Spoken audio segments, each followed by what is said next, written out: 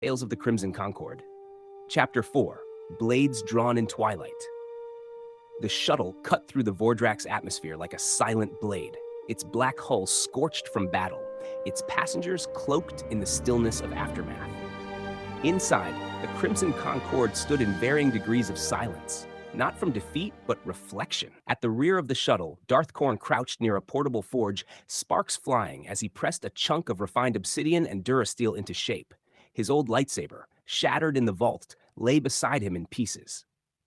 "That relic fought well," Malgrith said as he passed. "It broke," Korran growled. "That's all that matters."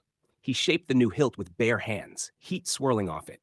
The shuttle dropped out of hyperspace above a quiet, outer system moon, one of their hidden refueling points deep in the mid-rim.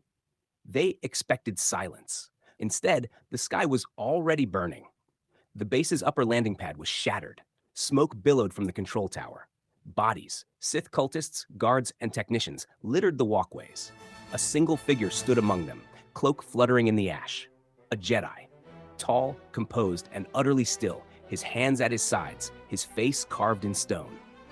As the Crimson Concord stepped from the shuttle ramp, the man spoke. "I am Jedi Knight Daro Jin of the Coruscant Saber Corps. Terran Sol was my student. This is the end of your war." The duel begins. Korran stepped forward without hesitation. "He was a boy playing at war. He cut one of us. You think you'll do better?" Daro said nothing. He moved, like lightning. The Jedi was upon them before a word could be spoken, his saber staff flashing in precise arcs, targeting each of them with methodical fury. His strikes weren't showy. They were clean, practiced, military. Korran blocked one strike, barely, then fell back as the second spun for his neck. "He's a duelist," Riven muttered. "A trained one." Malgrith raised a hand, ready to hurl a blast of lightning, but Daro anticipated it, twisting into a roll and slicing forward. Lightning struck empty air. Vauron, wounded but furious, attempted to flank the Jedi with a stealth approach. But Daro sensed him, striking low, reopening Vauron's wound with a glancing blow. Riven stepped forward, hands raised, not to strike, but to unmake perception. He whispered a lie into the Force. For half a second, Daro saw 4 Korrans charging him. He parried the wrong one.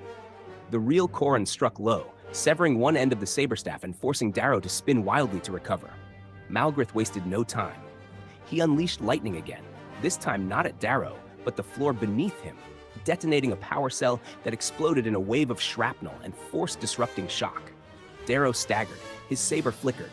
He turned and met Riven's blade, driving straight through his chest.